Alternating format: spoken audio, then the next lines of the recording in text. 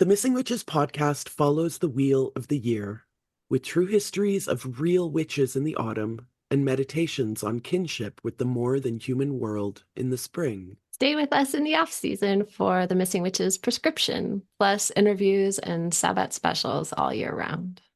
Join us as we change with the seasons, but always return to our roots. And if you want to support the Missing Witches project, join the coven. Find out all about it at missingwitches.com. You aren't being a proper woman, therefore you must be a witch. Be a witch, be a witch, be a witch, be a witch, be a witch. You must be a witch. Hello and welcome to another episode of the Missing Witches podcast. It's your friend Amy. I'm so happy that you're with us in the coven we create between our ears for the halfway point between summer solstice and fall equinox, sometimes known as Lammas, or in some cases, Luna Shah, which is so fun to say. You can say it with me, Luna Shah. We're talking about rituals, inventing and creating them, and or studying and learning from books and traditions. So how can we use both modes to cultivate a ritual practice in our lives? Because we at Missing Witches are big believers in creativity, invention, improvisation, and imagination, but we also believe in a long and tried history of practices that have been passed on from generation to generation. And we're always looking to create a balance between education and invention. So I have invited two wonderful witches today to help us talk that out. A new friend, author of Muses No More, Portraits of Occult Women, Una Maria Blyth, and a dear friend, instructor at Ritualcraft, Loretta Ledesma, aka the Death Witch, founder of the Mile High Conjure Gala, and a Santa Muerte devotee. So Una, let's start with you. You've never been on the podcast before. So again, you're under no obligation to be who you were 5 minutes ago. Who are you today? How are you today? How am I today? I've been very, very sleepy and lazy. I'm sitting here in my bed right now. I live with chronic fatigue, and it's I always like doing podcasts and talks from bed because this is where I wrote my book. This is where I wrote Muses No More. I wrote it from bed. And I'm sure many listeners can relate to that experience. So yeah, it's the evening here in the Shetland Islands, and the sky is bright because we don't really get much darkness in summer. We're not quite the land of the midnight sun, but it's light out there still, and it's going to be light for hours and hours and hours. So I've closed the curtains to make myself feel less solar, I suppose. Yeah, coming into my little cave so I can chat to you about all things ritual, which I'm really excited to get into. One of my favorite topics. Northern Scotland is like practically Norway, right? Well, So Shetland Islands are equidistant, about almost exactly halfway between Scotland and Norway. So yeah, we have a huge melting pot culture. The islands belonged to Norway up until I want to say the 15th century. My brain goes blank on dates sometimes, so don't quote me on that. But 15th century, that sounds right. And so yeah, we have a real mixture of Celtic culture and Scandinavian culture. do you get Aurora Borealis? Oh, yes, we do. That's a wintertime thing because the sky has to be really dark. But yes, we do, and it's really incredible. We call it the Miri dancers here, Oh, cute. which means the shimmering dancers. Miri means shimmering. And we have a story that the Trows, which are kind of like Scottish fairies and a bit like Scandinavian trolls, we have the story that the Trows are having a big party underground because that's where they live. And they're dancing so fast and spinning around so much that they take off into the sky. They zoom up through the earth and into the sky, and then as they sail back down to earth, they shimmer, and that is the aurora borealis. Loretta, you seem to have a visceral reaction to the mention of aurora borealis. So, first off, how are you? Who are you today? And also, why did you have such a visceral reaction to that? I'm, I'm doing well. I'm mid unpacking. My family and I just moved. Um, so there's a little bit of chaos behind me still. But I'm pretty, all things considered, in the land that I live in, I'm pretty good. Um, it's always been a dream of mine to see the aurora. It feels, anytime I get to see a video or a photo or look into a piece of labradorite and imagine that that might be what it looks like. It just it's something I've got to try to do before I die. Same. And it's not like the Eiffel Tower or something where you can just like book a plane ticket and go and they're there. Like you have to have luck and also a plane ticket in many cases. Let me start with that, Loretta. Do you think that there's a ritual or rituals that can bring you luck? What do you think about the concept of luck? Oh, absolutely. In fact, in the traditions that I work in, capturing luck is a really big thing. In fact, I find that in this modern place of sharing information, especially when it comes to abundance or prosperity work, which are two different things. Luck historically was the first step that was supposed to be taken, and it's kind of been lost. There's several different things working with the bones of a black cat.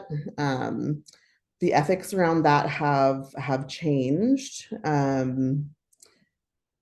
Now as we have access to natural death specimens, but that's working with the bones of a black cat or something that was commonly worked in conjure. Even, I mean, there's certain plants that we know those spirits bring us luck. There's creating mojo hands around carrying those spirits with us. You conjure several different spirits and then you put it all together, and then that creates its own spirit. And then that's a spirit that you enter into a contract with and feed, and that brings you luck. There is the working of dressing your shoes and dressing your feet so that you're always walking in luck. So it's definitely, that luck work is a big part of my practice, and it's historically relevant. It's actually something that I really wish more people would do because there's this awareness also that we spend a certain amount of luck. Like, for example, you're driving down the road, you miss getting struck by another car. Well, that's luck spent. So then you've got to go and gather some more of that luck. There's something that goes around in my head a lot, and I haven't really come to any conclusions. So I'm looking to the two of you for your perspective on this. And I guess we'll start with Una. Do you differentiate between rituals, spells, practices, ceremonies?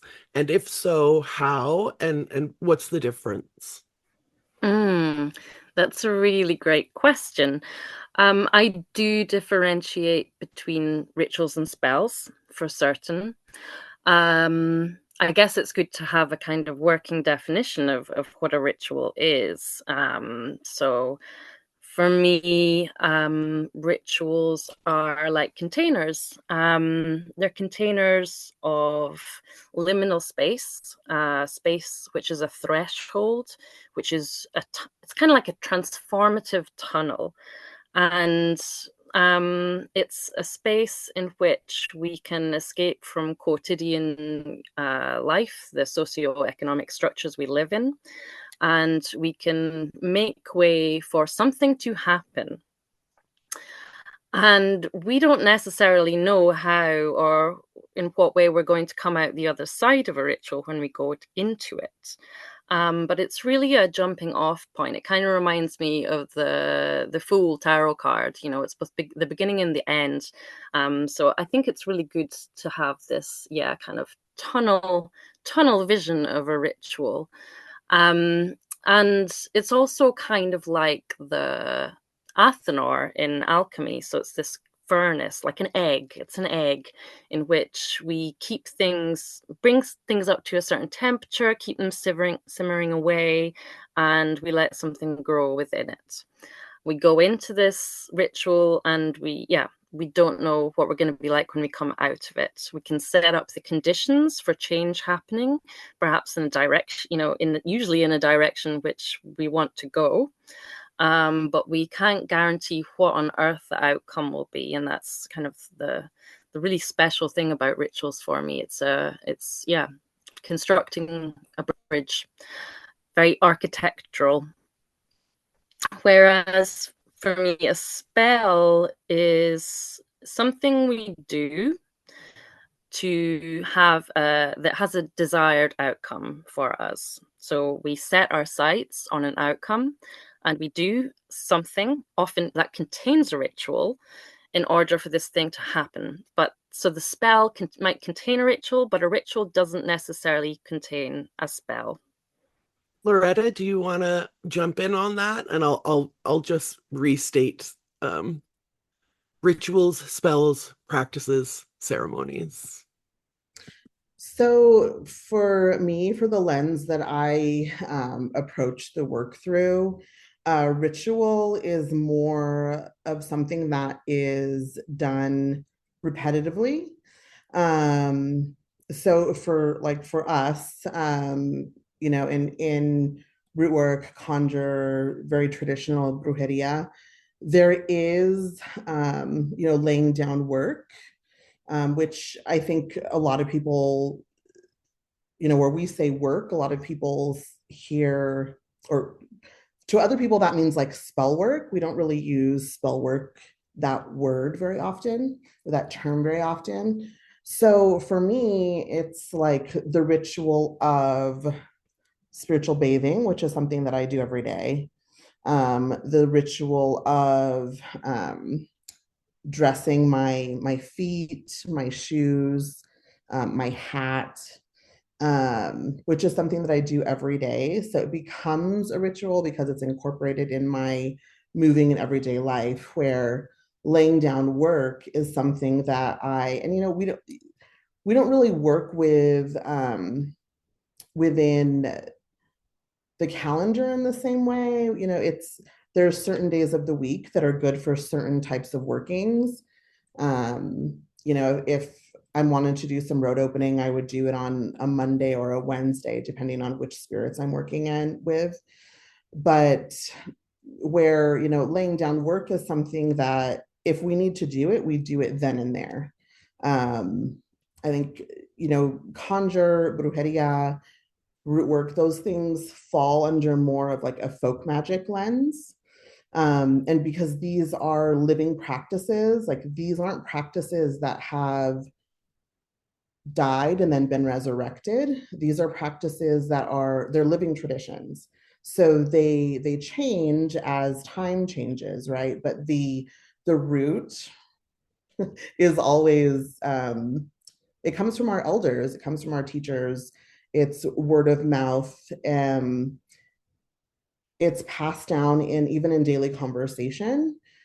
So when we lay down work, we just do it. And one of my teacher, Professor Porterfield, one of my favorite things that he says is the most effective type of work can be done with a pocket knife and knowing what direction you're facing. So for us, it's a little bit different. And a lot of our ritual is cunning. You know, it's kept hidden, it's kept secret because that's the way that we have been able to walk in this world, holding on to our traditions, while also for survival, acclimating. And you are an instructor at Ritual Craft, which obviously the word instructor makes us think of someone who's been deeply educated. And you mentioned word of mouth, but how else do you get these sort of like otherwise inaccessible pieces of information? And how do you see that relationship between education and invention? So books are so books though in through our lens, and again this is just, you know, through the traditions that I work in, books are, it's like a recipe book, um, and there is the suggested formula that goes into the recipe, right? But because these are living traditions and these are traditions that evolve with us, it's always, it's good to know the spirits that are being called on in the recipe, and it's good to know what's growing around you and what spirits of the land or plant spirits or non human spirits, spirits that are, I mean, as we believe, because we are in an animist tradition, which is a word that's become more popular recently. We believe that everything has a spirit. So it's good to be able to follow a recipe, and you know those recipes are often based, have a historical base. But like, let's say I'm trying to do some work for abundance and I don't necessarily have chamomile, but I recognize that chamomile is used for abundance because it looks like little gold coins. And then I look out onto my lawn and I see that there's dandelions, and I see that those dandelions also look like little gold coins. So I can make that my own. I can make that work for me where I stand. And in folk magic, I think it's important to be able to, you know, read the recipe, but then work from where you stand. I love this metaphor of the recipe that you can sort of change things, but from a fundamental foundation of this is what works. Like I'm thinking about baking, and if you don't have some kind of leavening agent, it's not going to work. If you use salt instead of sugar in your cookies, they're going to taste terrible. But outside of that, if you want to, you know, substitute this nut for that nut or whatever, that we are allowed to do that, right? Yeah, as And substitutions make it make sense is really all that it, you know, that's all you really have to do. yeah, I love this notion. Make it make sense. Una, I want to turn to you for a second because your book includes a section of ritual practices that you wrote were channeled from the spirits of the Mhm. occult women who inspired them. So I want to know about that process and what practice brought you to this channeling ability. And also, if you have anything to say about education and invention and how we can put those things together, I want to hear about that too. But first, how did you Mhm. channel those rituals that are in your book? Sure.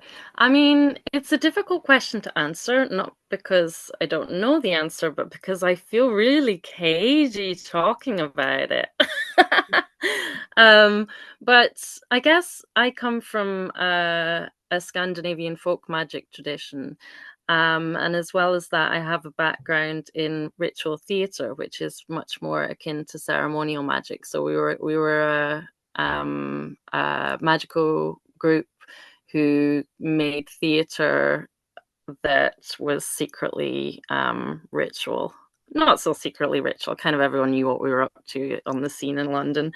But yeah, I guess with channeling, I learned my channeling abilities through rituals in a ceremonial context. So I really honed them. Well, we would construct rituals ourselves. This theatre group, we had a system, and we'd construct rituals ourselves, which were incredibly physical. So, you know, we were there as so-called actors in the room together, and we would use each other's bodies and props to physically lead somebody through a very somatic experience to move them from their own self, their personality, etc., all the accoutrements of a personality, into their character, which was usually an archetypal character. I call it an archetype more than a character. We didn't really use that language of theatre. And so I learned my channeling abilities through working on these processes where I was channeling archetypes within the context of a theatrical production that was secretly a magical order conducting rituals for the public to go through. So that's kind of my background, and then also working from a Scandinavian folk magic practice here in Shetland, and the living tradition of specifically Shetland folk magic. Then channeling, usually we're talking about necromancy, so talking to the dead, talking to the spirits of the dead.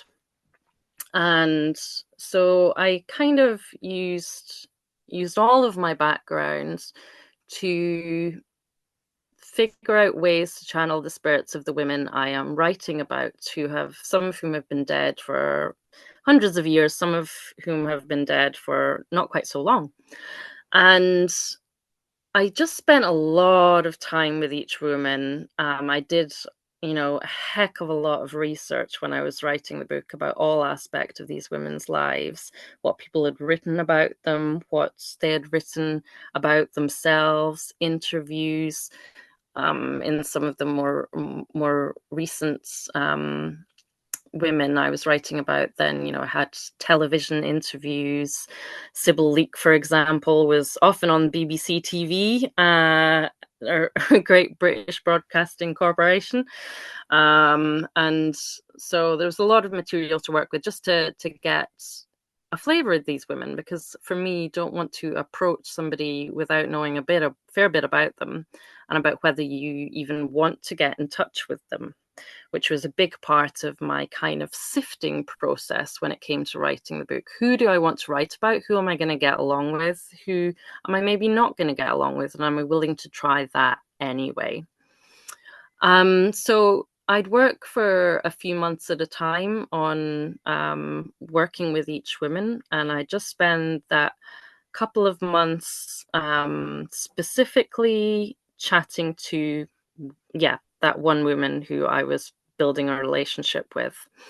And I'm not going to go into the specific methods I would use when I sit down and talk to them, because feels very private and very sacred to me, and not something I can talk about. But my background in creating rituals definitely informs what I did. So there's the channeling aspect, and then there's the putting the gleanings from this channeling into a ritual format that will work for people who are practicing magic today. And so, there's a lot of stuff going on there, mechanically speaking.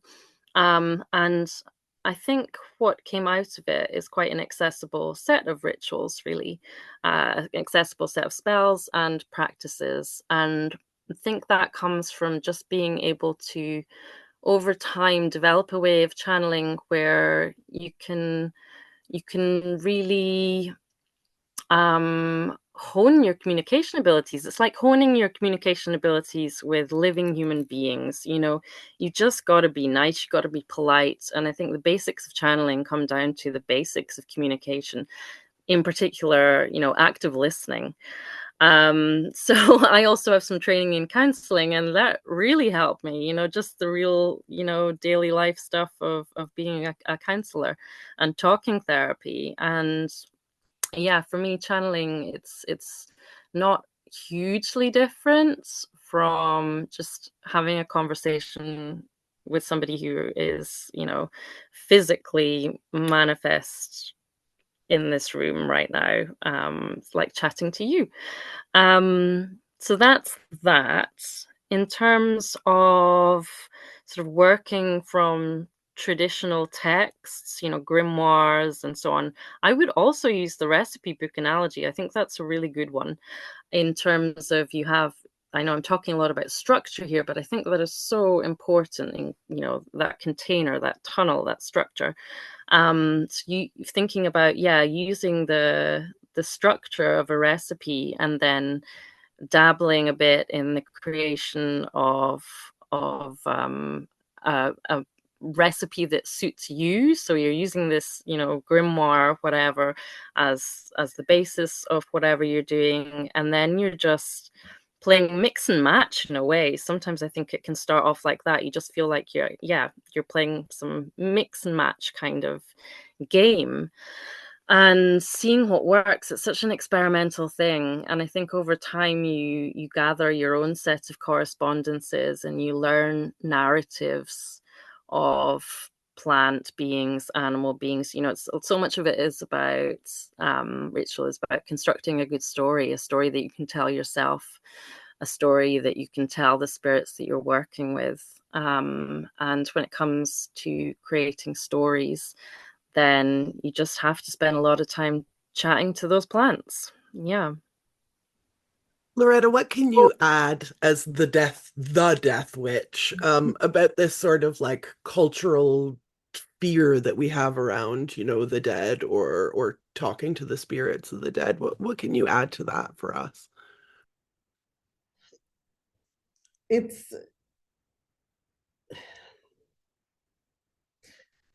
I think it's really interesting for me, having grown up truly with death. My sister was killed when I was 12. My father passed when I was 18, and she's always been there, so death is something that I was really forced to get really comfortable with. Death in my home. My father chose to die at home. And it's always really interesting to me. And, it's not like to shame anyone but to enter into these traditions. And, all of these traditions are spirit-based.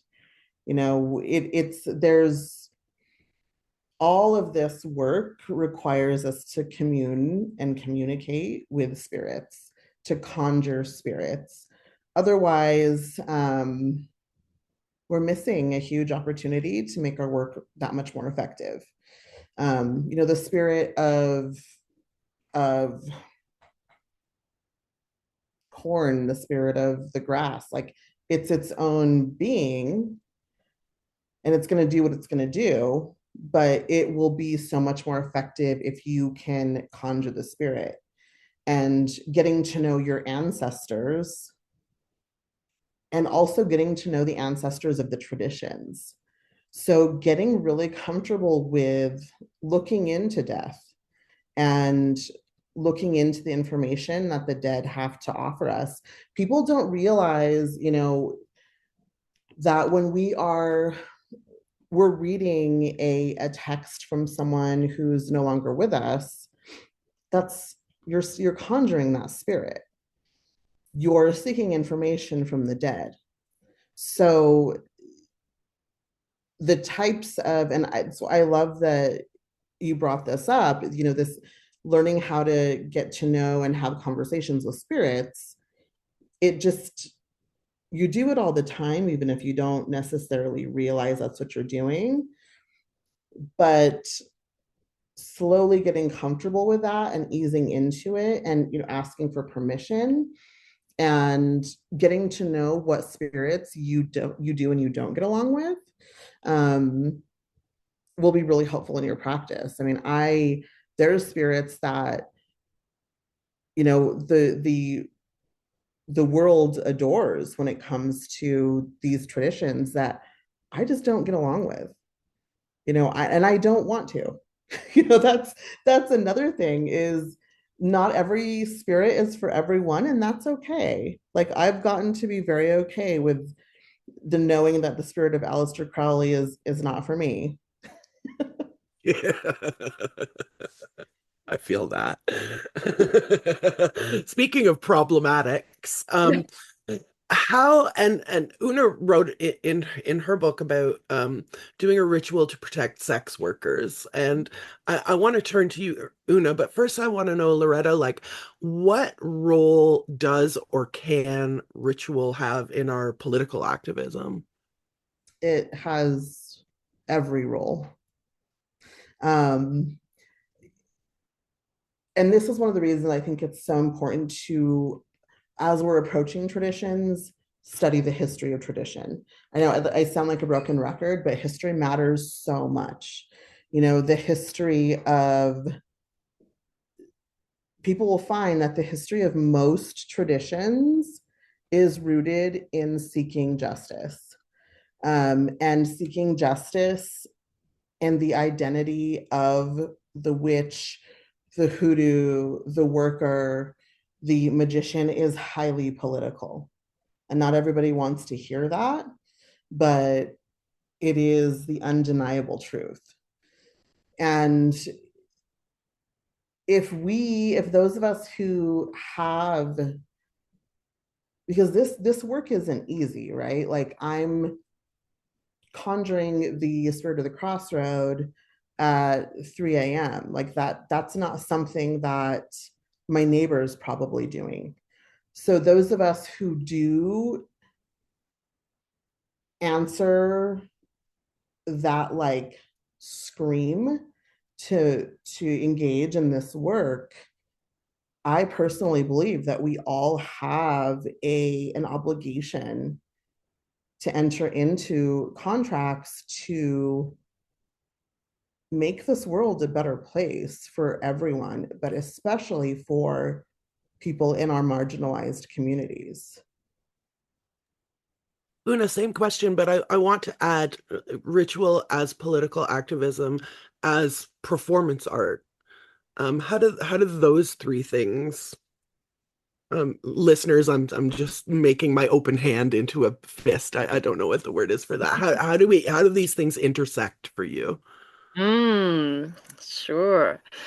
So yeah, when I was working in Foolish People, the H Company Magical Order, then those things, yeah, were just naturally packaged together for us. Like, yeah, as Loretta says, then you can't do this work without it being inherently political. You're seeking change, you're seeking transformation in so many minute and massive ways.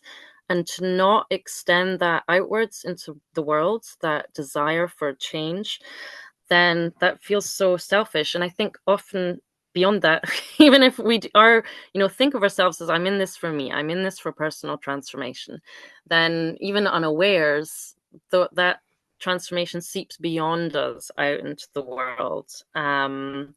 We see this even with, some healthier forms of wellness culture. There's a real nasty tinge to a lot of wellness culture, as we know, but somebody who's just, going to therapy, and, you know, maybe taking the odd yoga class here and there to feel calm or whatever, you know, they're gonna start communicating differently with those around them. They're gonna be maybe a bit kinder, better listeners. And there's always this ripple effect. Even if we think we're just doing something for ourselves, there's always this ripple effect. And for me, everything is political.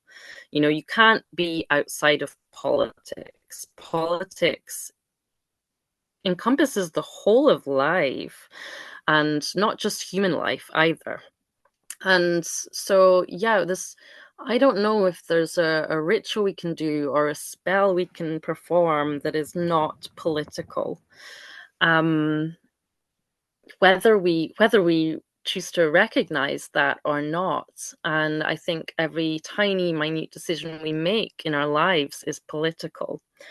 So magic is not separate from that in any way whatsoever. So for me, the three things really go hand in hand: activism, you know, politics, magic, all of this. And we're activists. You know, I think in a sense, we're all activists. We're all acting in the world the whole time, and we're activists for good. We're activists for bad. We're just, yeah.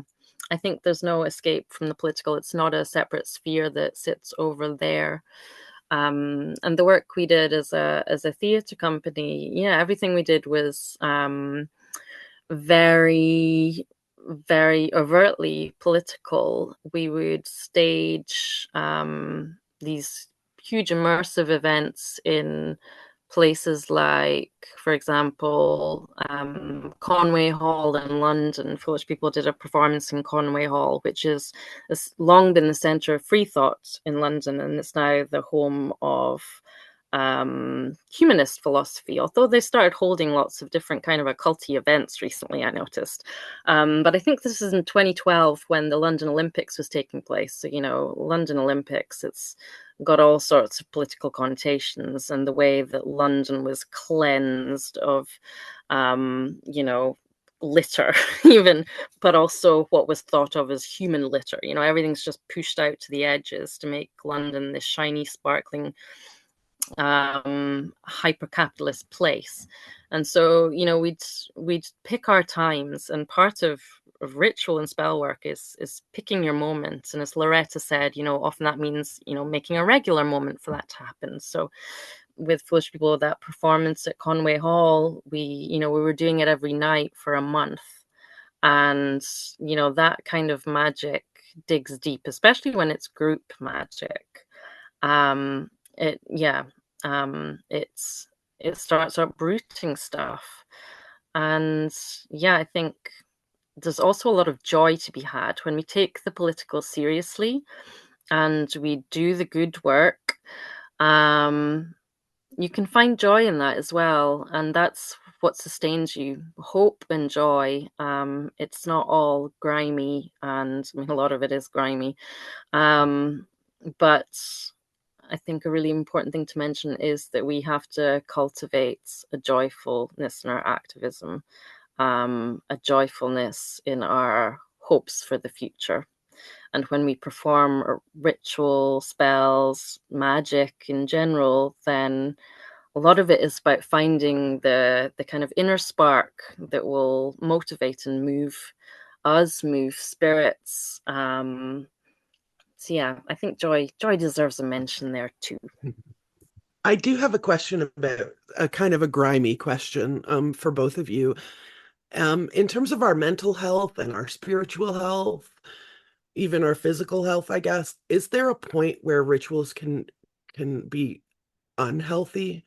Is there a point that we can get to where we've lost a balance and doing ritual work can be detrimental to us? Loretta, you're nodding, so Una's nodding too. We got two yeses. I feel like one of the ways that can happen is through bypassing, actually, where, you know, people will perhaps convince themselves that that's all that they have to do.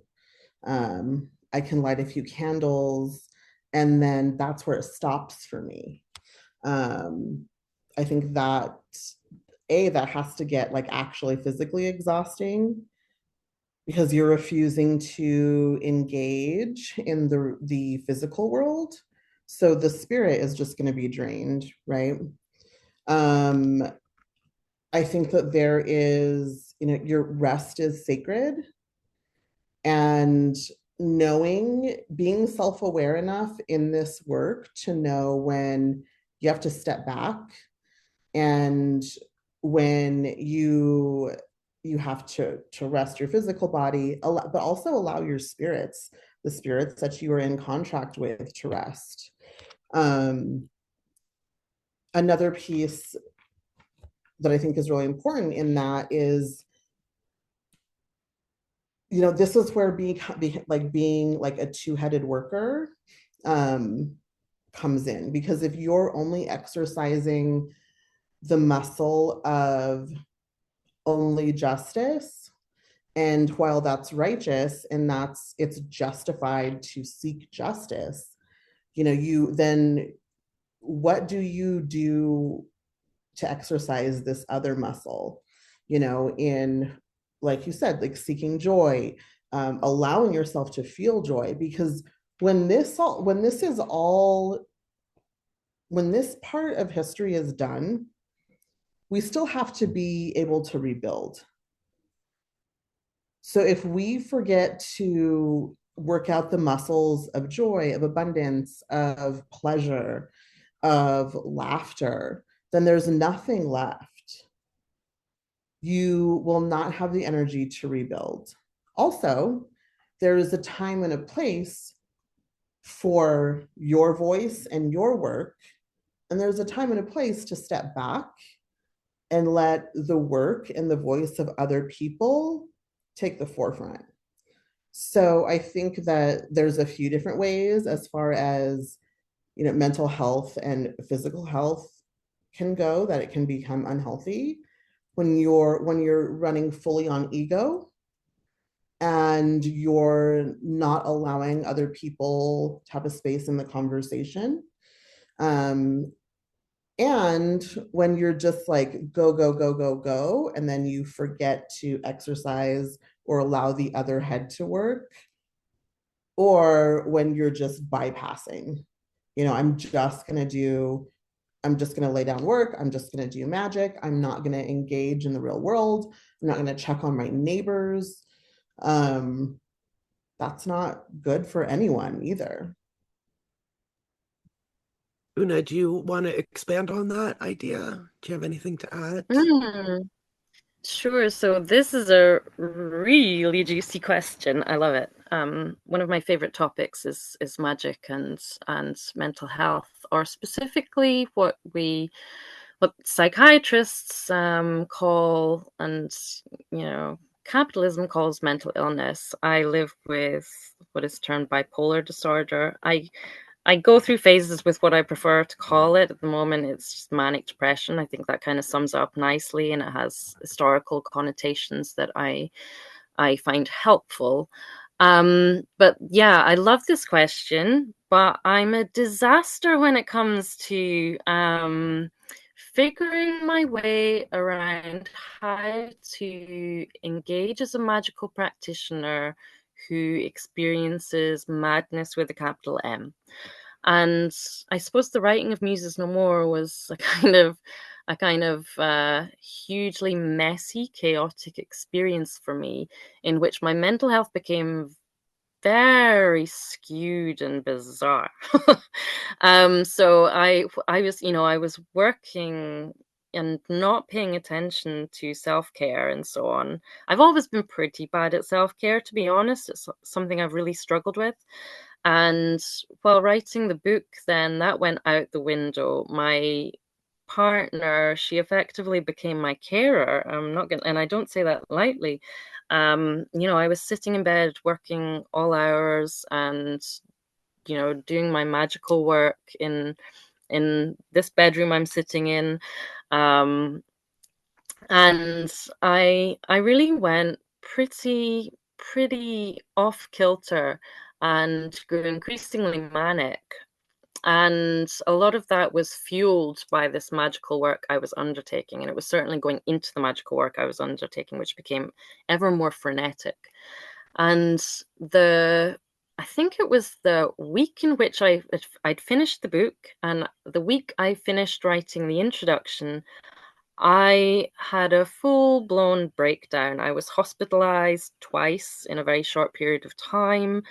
I won't go into the details because we'd probably need a content warning on there, but it was really grim time. And then there was this long period of collapse and recuperation, and I needed time away from magical practice because this entanglement had become pretty dangerous. Actually, I think practicing magic can be incredibly dangerous, both physically and mentally, psychologically. And for me, that's often been the case. The same when I was working with foolish people, then I similarly became very unwell. My mental health went really off a cliff. And that's why I really eventually left the group after years of working with them and took a long period away from magic. And so yeah, I have no answers to that one. It's something I explore a lot and I love talking to people about. And if any listeners ever want to email me about that, it's like a research topic of mine. Collecting stories about practicing magic as a capital M mad person. Yeah, I have no answers. I'm a disaster. I've certainly heard certain teachers saying, you should never practice magic if you're in a mental health episode or whatever, mental illness episode. And I've completely broken that rule a million times and suffered for it, to be honest. So yeah, I'm a real glutton for punishment. I have I have very little reliable advice to offer on that one, I'm afraid. Apart from take care out there. So, I'm learning too. Loretta, have you cultivated any like checks and balances for yourself in your work that might help Una in her study? Yes, please. Because so much of my work is geared towards creating balance, where I stand, and also creating balance in my own legacy. Something my husband actually said something to me about 4 years ago that it was like the thing that really clicked for me. My birth mother was an activist. Was her entire life, and she like walked that way every single day, and she died that way. And during the George Floyd uprising here in the States, because I am a guest in the magical tradition that I work in, I'm Iranian, and hoodoo, rootwork, and conjure belong to Black folks. I'm a guest at that table, so I knew that not only was it something that I owed the spirits, but also the ancestors of the tradition, but also just like fucking human beings, right? Was to be there and to be there every day.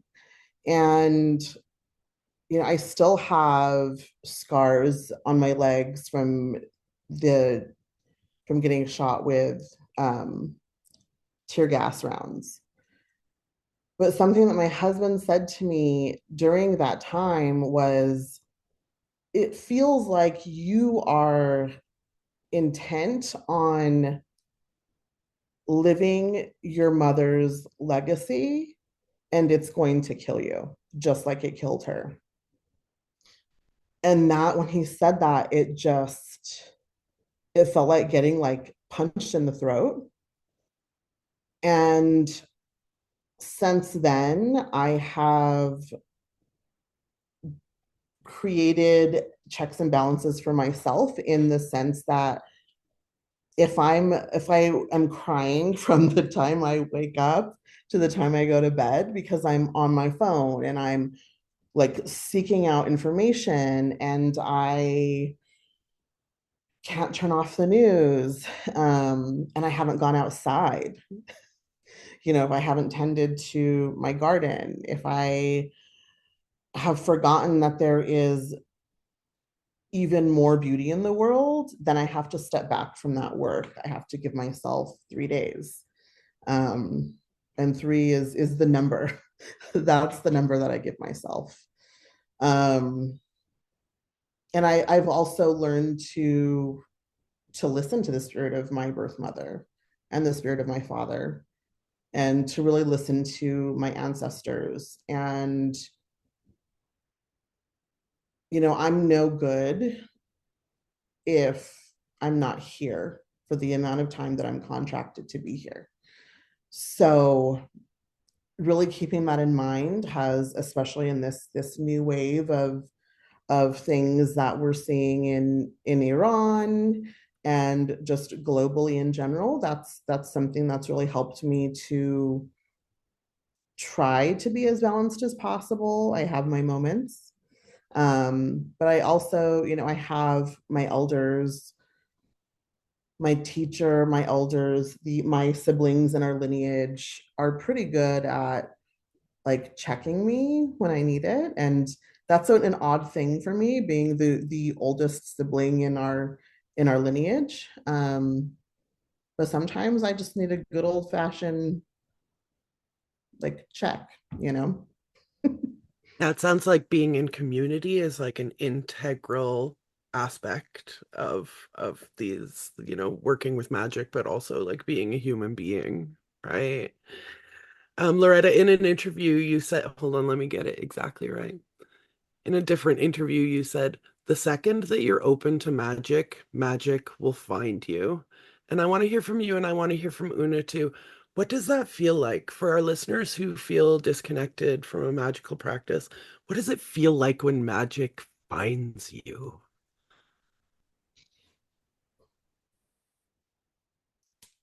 It feels like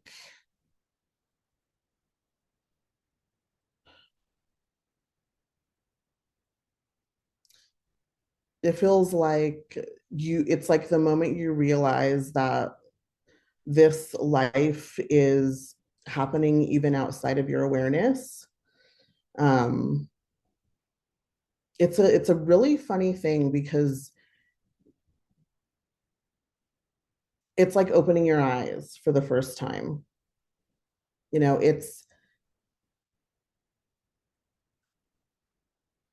looking at your house plants and realizing that they come from somewhere, that their spirits are wild, that they're not actually as tamed as we believe that they are. And it's looking into your pet's eyes and knowing that they're communicating with you and being able to understand that communication. It's recognizing that feeling in your gut that tells you to turn around and walk the other way when you're walking alone. And you realize that comes from somewhere that's beyond physicality. But once you are aware of it, there is absolutely no way to turn it off. It's life changing. Una, what does it feel like when magic finds you? That's such a beautiful quotation, Loretta. I think it feels like a subtle shift in the quality of your presence and perception, a widening of your perception. So a way I often think about it is, when we're looking out of our eyes, then we do have this way of switching off what's happening in our peripheries. Whereas if you widen your gaze, it's a very physical, it's really a mindfulness practice. If you widen your gaze and watch out for your peripheries, your whole perception of the world changes. And so for me, yeah, there's presence in the arrival of magic. There's a shift in perception. And also there is an intimacy between you, what is you and what isn't you, and an awareness of the fact that you are many different beings. It's kind of like you're saying about, understanding the anatomy and workings of a plant. It's like, we're colonies of bacteria. We spread out into the world. Our breath moves through the air and other people are swallowing it. It's like, yeah, it's a feeling of intimacy with everything all at once, all time, spanning back through history, spanning out into the future, from going right into the core of the earth and out through the other side into space. It's like, it's intimacy with all of that. And that's a really astonishing feeling. It's like falling in love, and not the kind of, short-term lusty fling, but like actual, deep love.